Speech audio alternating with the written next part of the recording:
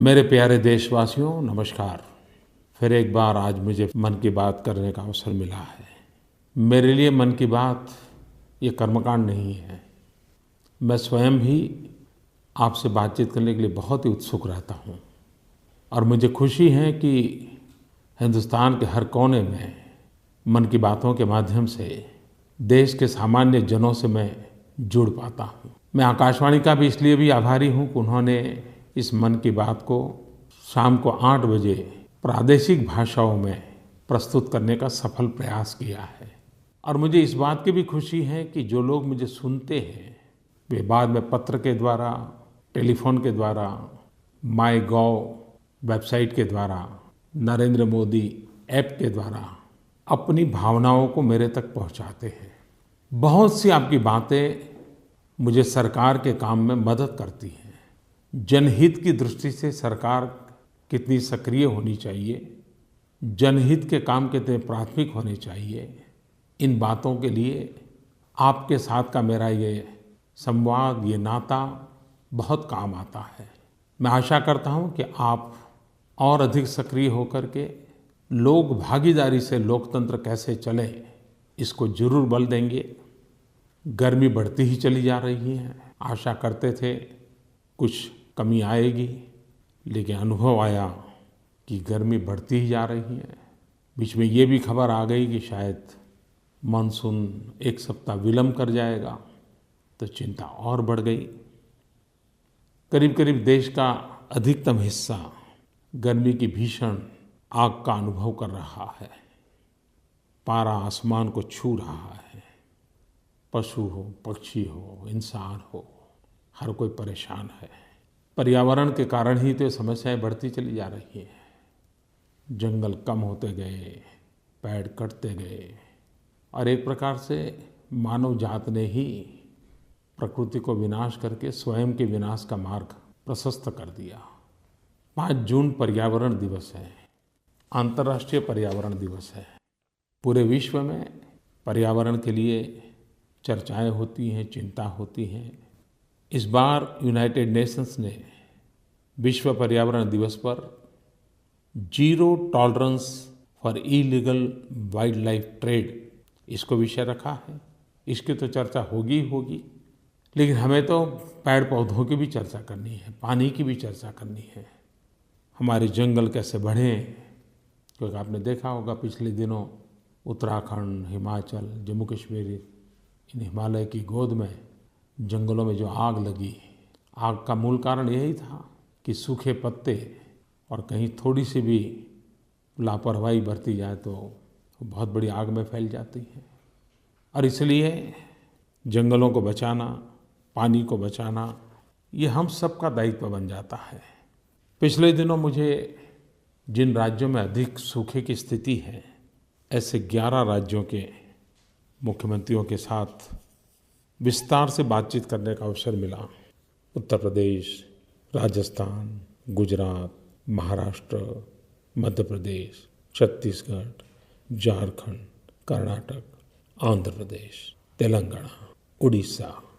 वैसे तो सरकार का जैसे परंपरा रही है, मैं सभी सूखा प्रभावित राज्यों की एक मीटिंग कर सकता था, लेकिन मैंने ऐसा नहीं किया। मैंने हर राज्य के साथ अलग मीटिंग की। एक राज्य के साथ करीब करीब 2-2, ढाई घंटे बिताए। राज्यों को क्या कहना है उनको बारीकी से सुना। आमतौर पर सरकार में भारत सरकार से कितने पैसे गए और कितनों का खर्च हुआ, इससे ज़्यादा बारीकी से बात नहीं होती है। हमारे भारत सरकार के भी अधिकारियों के लिए भी आश्चर्य था कि कई राज्यों ने बहुत ही उत्तम प्रयास किए हैं।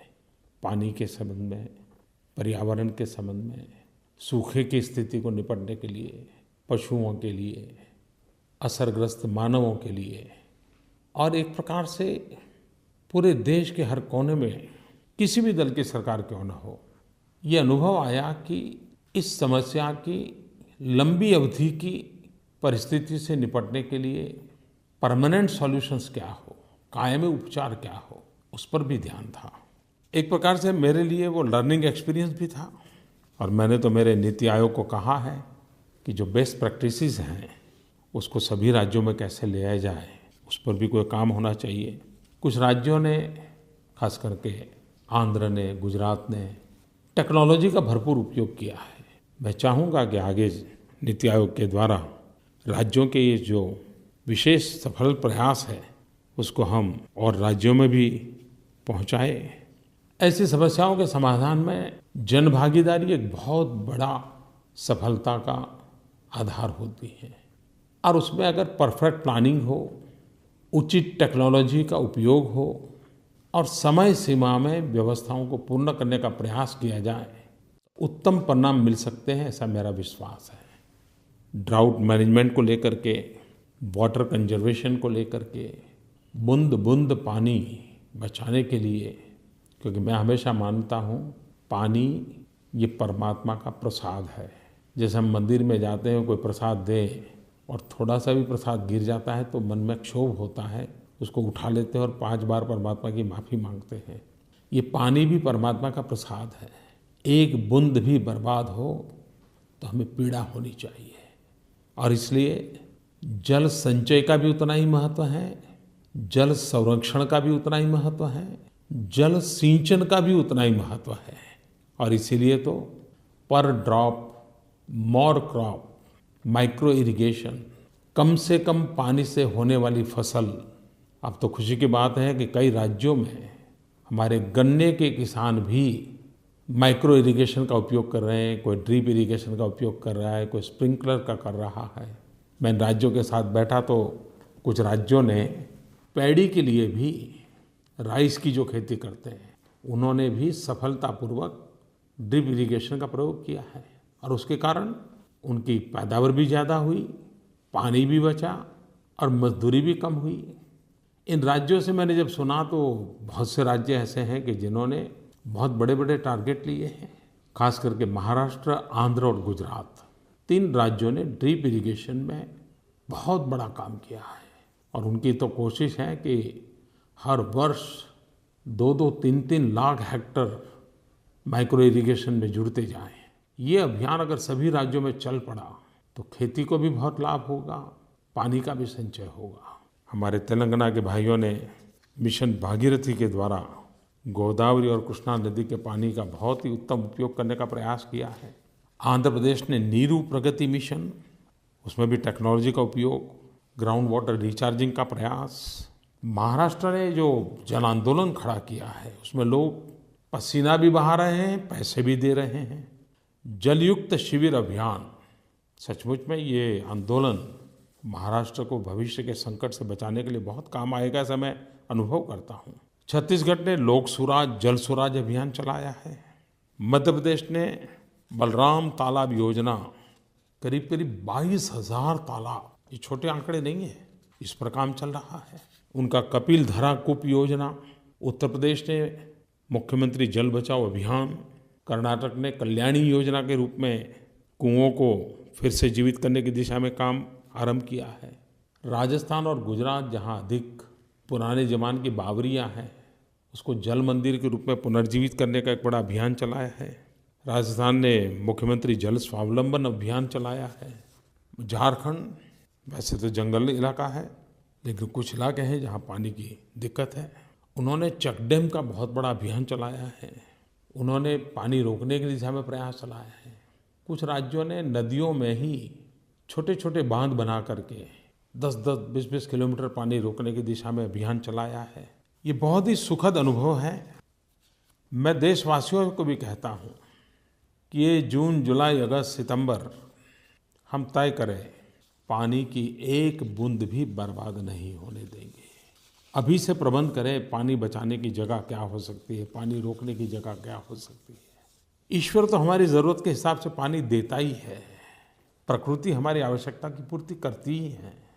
लेकिन हम अगर बहुत पानी देख करके बेपरवाह हो जाएं और जब पानी की मौसम समाप्त हो जाए तो बिना पानी परेशान रहे, ये कैसे चल सकता है। और ये कोई पानी मतलब सिर्फ किसानों का विषय नहीं है जी।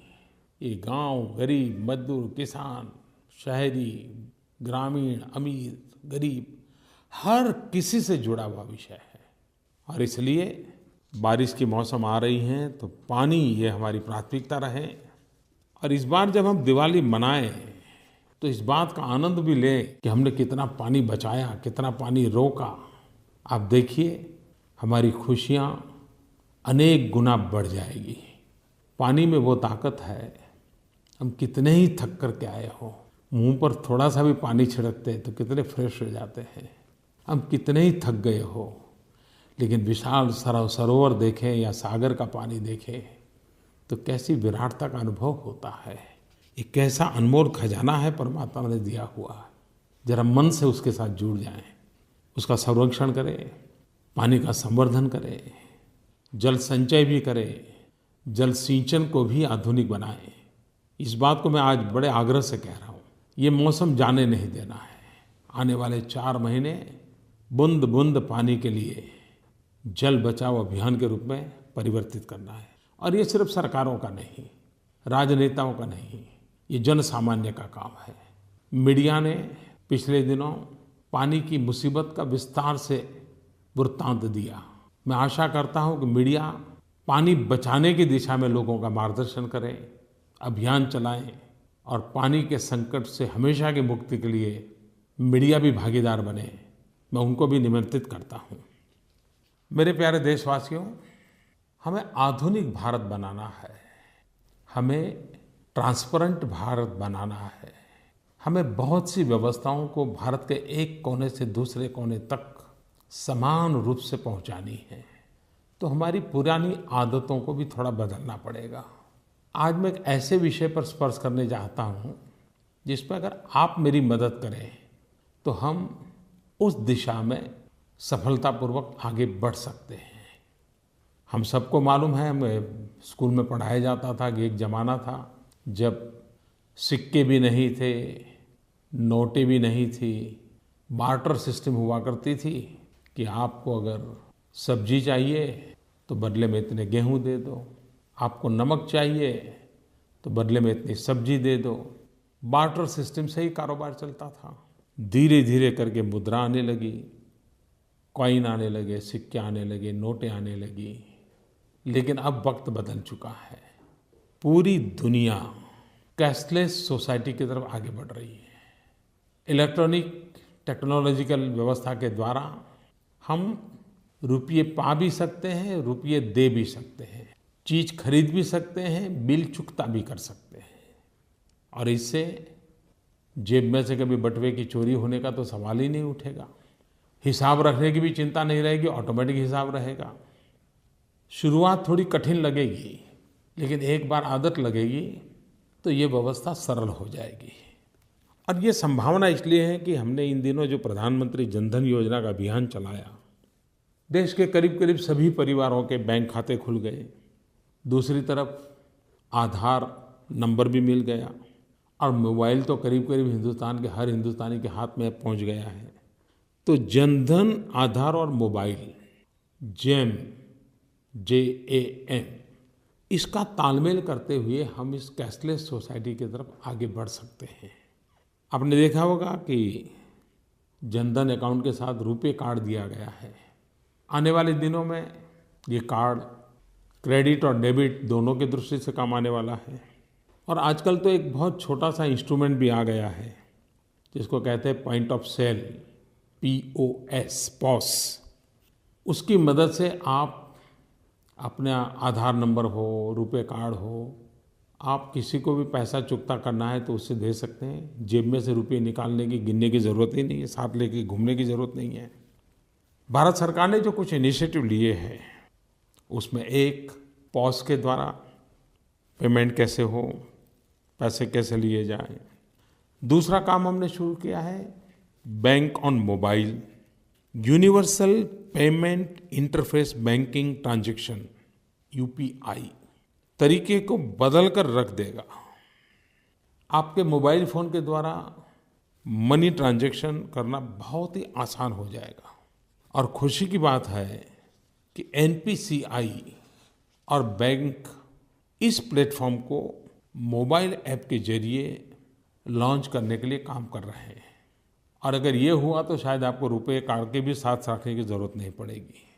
देश में करीब करीब 1.25 लाख बैंकिंग कॉरेस्पोंडेंस के रूप में नौजवानों को भर्ती किया गया है। एक प्रकार से बैंक आपके द्वार पर उस दिशा में काम किया है। पोस्ट ऑफिस को भी बैंकिंग सेवाओं के लिए सज्ज कर दिया गया है। इन व्यवस्थाओं का अगर हम उपयोग करना सीख लेंगे और आदत डालेंगे तो फिर हमें ये करेंसी की ज़रूरत नहीं पड़ेगी, नोटों की ज़रूरत नहीं पड़ेगी, पैसों की ज़रूरत नहीं पड़ेगी। कारोबार अपने आप चलेगा और उसके कारण एक ट्रांसपेरेंसी आएगी। 2 नंबरी कारोबार बंद हो जाएंगे, काले धन का तो प्रभाव ही कम होता जाएगा। तो मैं देशवासियों से आग्रह करता हूँ कि हम शुरू तो करें। देखिए, एक बार शुरू करेंगे तो बहुत सरलता से हम आगे बढ़ेंगे। आज से 20 साल पहले किसने सोचा था कि इतने सारे मोबाइल अपने हर हाथ में आ गए। धीरे धीरे आदत हो गई, अब तो उसके बिना रह नहीं सकते। हो सकता है ये कैशलेस सोसाइटी भी वैसा ही रूप धारण कर ले, लेकिन कम समय में होगा तो ज़्यादा अच्छा होगा। मेरे प्यारे देशवासियों, जब भी ओलंपिक के खेल आते हैं और जब खेल शुरू हो जाते हैं तो फिर हम सर पटक के बैठते हैं, हम गोल्ड मेडल में कितने पीछे रह गए, सिल्वर मिला कि नहीं मिला, ब्रॉन्ज से चला है न चला है, ये रहता है। ये बात सही है कि खेलकूद में हमारे सामने चुनौतियाँ बहुत है, लेकिन देश में एक माहौल बनना चाहिए रियो ओलंपिक के लिए जाने वाले हमारे खिलाड़ियों को प्रोत्साहित करने का, उनका हौसला बुलंद करने का। हर किसी ने अपने अपने तरीके से कोई गीत लिखें, कोई कार्टून बनाएं, कोई शुभकामनाएं संदेश दें, कोई किसी गेम को प्रोत्साहित करे, लेकिन पूरे देश ने हमारे इन खिलाड़ियों के प्रति एक बड़ा ही सकारात्मक माहौल बनाना चाहिए। परिणाम जो आएगा आएगा, खेल है, खेल है, जीत भी होती है, हार भी होती है, मेडल आते भी हैं, नहीं भी आते हैं, लेकिन हौसला बुलंद होना चाहिए। और ये जब मैं बात करता हूँ तब मैं हमारे खेल मंत्री श्रीमान सर्बानंद सोनोवाल को भी एक काम के लिए मुझे मन को छू गया तो मैं आपको कहना चाहता हूँ। हम सब लोग गत सप्ताह चुनाव के नतीजे क्या आएंगे, आसाम में क्या परिणाम आएंगे, उसी में लगे थे। और श्रीमान सर्बानंद जी तो स्वयं आसाम के चुनाव का नेतृत्व कर रहे थे, मुख्यमंत्री के उम्मीदवार थे, लेकिन वो भारत सरकार के मंत्री भी थे। और मुझे ये जब जानकारी मिली तो बड़ी खुशी हुई कि वो असम चुनाव के रिजल्ट के पहले किसी को बताए बिना पटियाला पहुंच गए, पंजाब। आप सबको मालूम होगा, Netaji Subhash national institute of sports NIS, जहां पर ओलंपिक में जाने वाले हमारे खिलाड़ियों की ट्रेनिंग होती है, वो सब वहीं है। वे अचानक वहां पहुंच गए। खिलाड़ियों के लिए भी सरप्राइज था और खेल जगत के लिए भी सरप्राइज था कि कोई मंत्री इस प्रकार से इतनी चिंता करे। खिलाड़ियों की क्या व्यवस्था है, खाने की व्यवस्था क्या है, आवश्यकता के अनुसार न्यूट्रिशन फूड मिल रहा है कि नहीं मिल रहा है, उनकी बॉडी के लिए जो आवश्यक ट्रेनर है वो ट्रेनर है कि नहीं है, ट्रेनिंग के सारे मशीन्स ठीक चल रहे हैं कि नहीं चल रहे हैं, सारी बातें उन्होंने बारीकी से देखी। एक एक खिलाड़ी के कमरे को जाकर के देखा, खिलाड़ियों से विस्तार से बातचीत की, मैनेजमेंट से बात की, ट्रेनर से बात की, खुद ने सब खिलाड़ियों के साथ खाना भी खाया। चुनाव नतीजे आने वाले हो, मुख्यमंत्री के नाते नए दायित्व की संभावना हो, लेकिन फिर भी अगर मेरा एक साथी खेल मंत्री के रूप में इस काम की इतनी चिंता करे तो मुझे आनंद होता है। और मुझे विश्वास है कि हम सब इसी प्रकार से खेल के महत्व को समझें, खेल जगत के लोगों को प्रोत्साहित करें, हमारे खिलाड़ियों को प्रोत्साहित करें। ये अपने आप में बहुत बड़ी ताकत बन जाती है जी। जब खिलाड़ी को लगता है कि 125 करोड़ देशवासी उसके साथ खड़े हैं तो उसका हौसला बुलंद हो जाता है। पिछली बार मैंने FIFA अंडर-17 वर्ल्ड कप के लिए बातें की थी और मुझे जो सुझाव आए देश भर से, और इन्होंने मैंने देखा है कि फुटबॉल का एक माहौल पूरे देश में नज़र आने लगा है। कई लोग इनिशिएटिव लेके अपनी अपनी टीमें बना रहे हैं।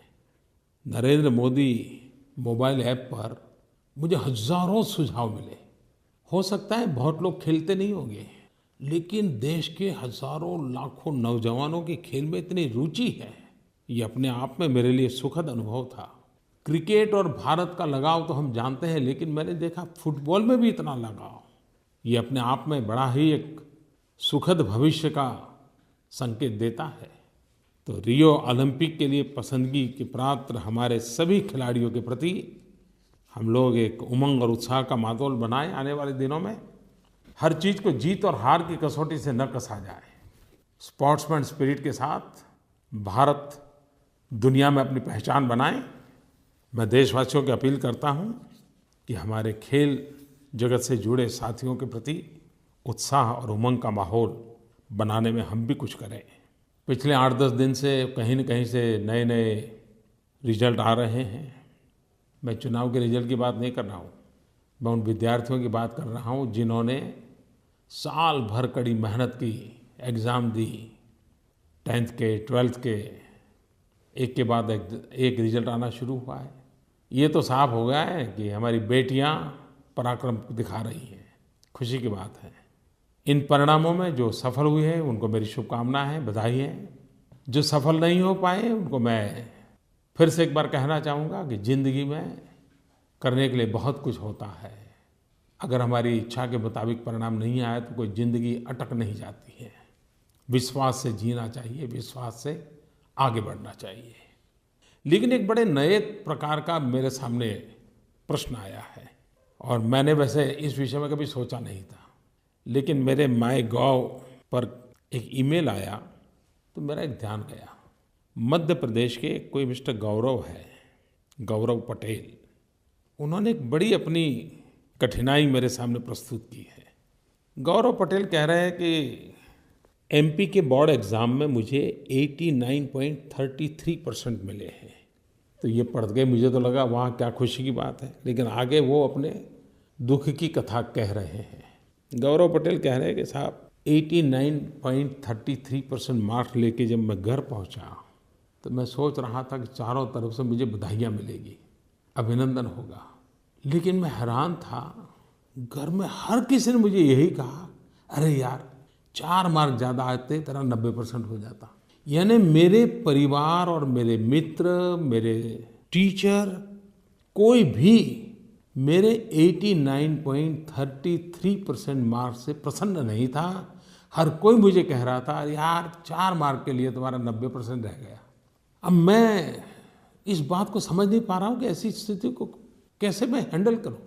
क्या ज़िंदगी में यही सब कुछ है क्या?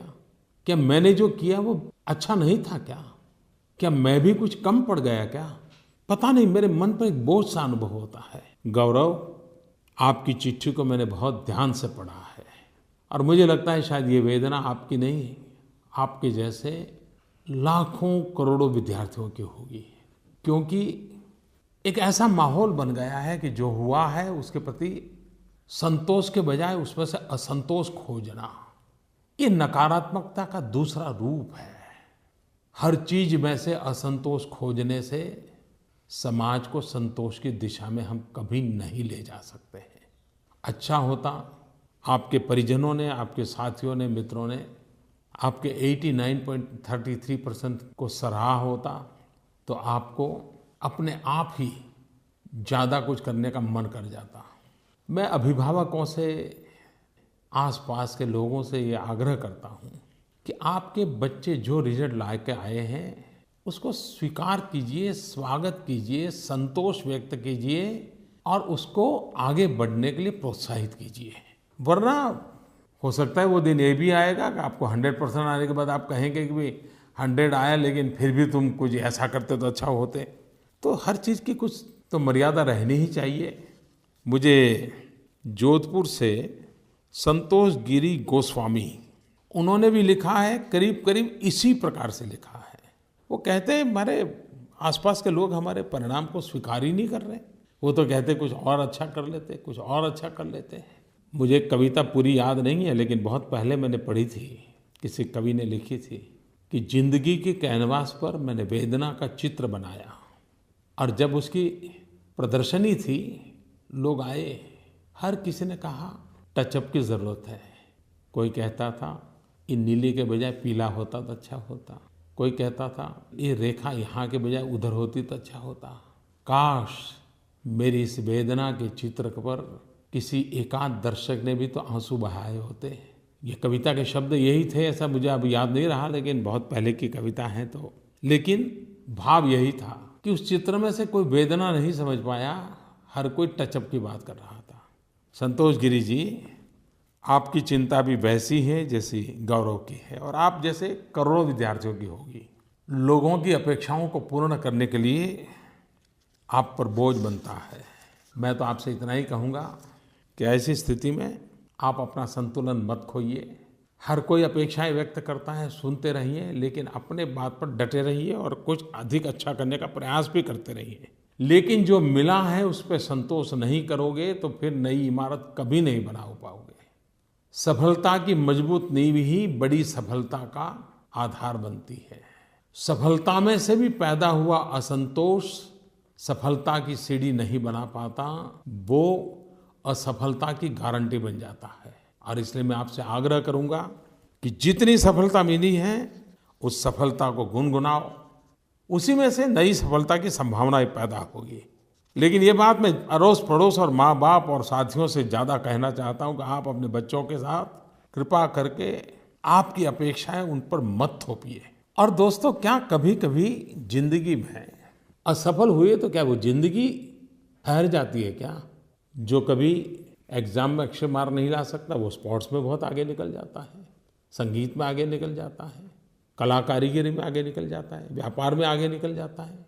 ईश्वर ने हर किसी को कोई न कोई तो अद्भुत विधा दी ही होती है। बस आपके अपने भीतर की शक्ति को पहचानिए, उस पर बल दीजिए, आप आगे निकल जाएंगे। और ये जीवन में हर जगह पे होता है। आपने संतूर नाम के वाद्य को सुना होगा। एक जमाना था संतूर वाद्य कश्मीर की घाटी में फोक म्यूजिक के साथ जुड़ा हुआ था।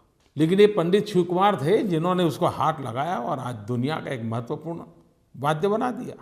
शहनाई, शहनाई हमारी संगीत के पूरे क्षेत्र में सीमित जगह पे था। ज़्यादातर राजा महाराजाओं के जो दरबार हुआ करते थे उसके गेट पर ही उसका स्थान रहता था। लेकिन उस्ताद बिस्मिल्लाह खान ने जब शहनाई को हाथ लगाया तो आज विश्व का उत्तम सा वाद्य बन गया, उसकी एक पहचान बन गई।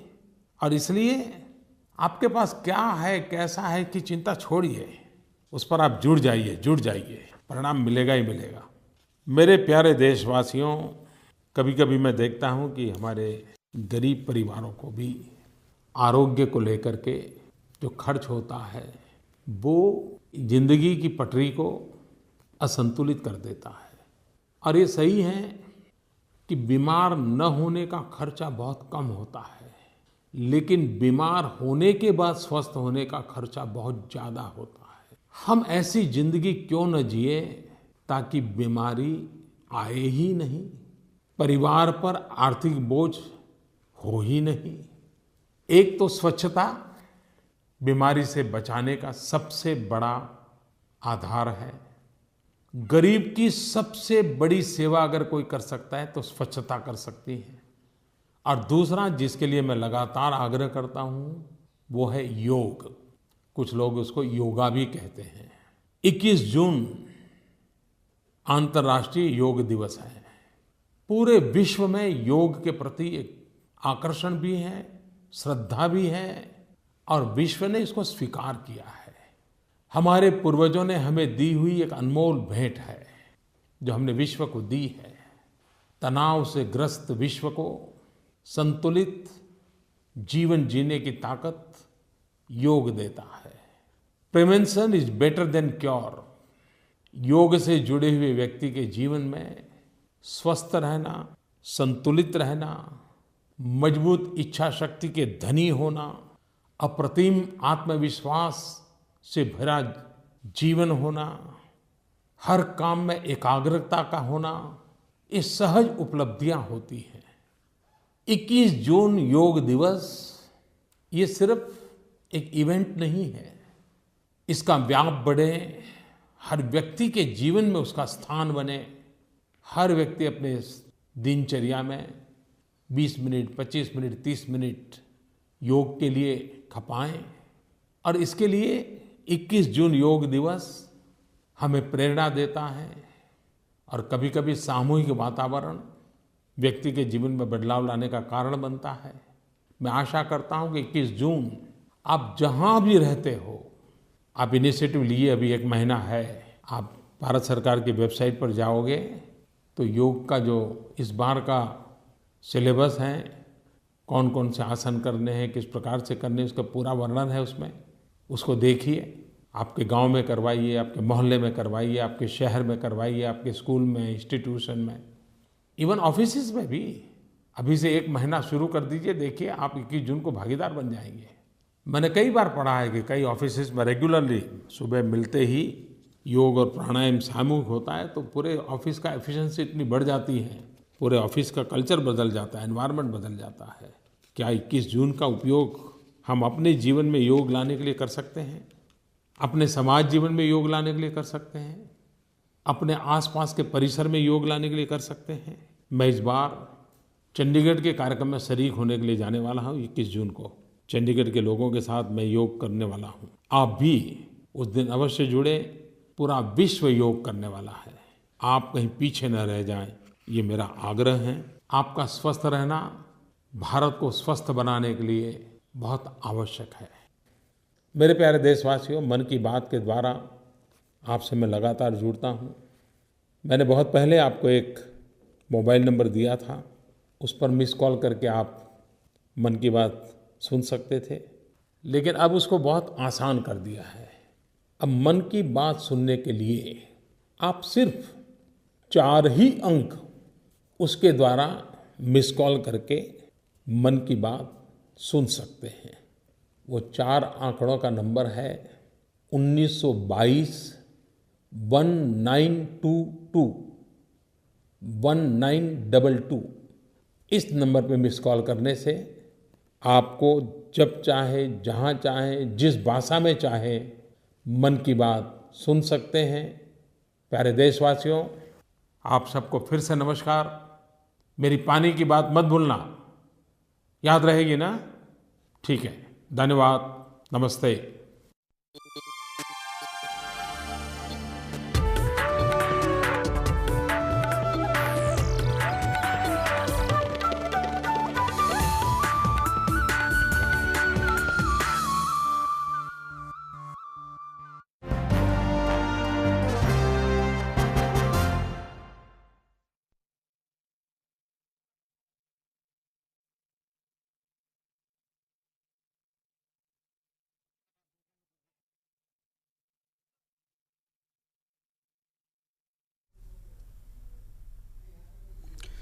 नमस्कार, दूरदर्शन पर आप सभी का स्वागत है। आप देख रहे हैं विशेष प्रसारण हमारा, जिसमें हम बात करेंगे प्रधानमंत्री के मन की बात कार्यक्रम की। अब से कुछ देर पहले ही आपने मन की बात कार्यक्रम को सुना। 20वां संस्करण था प्रधानमंत्री का मन की बात कार्यक्रम का।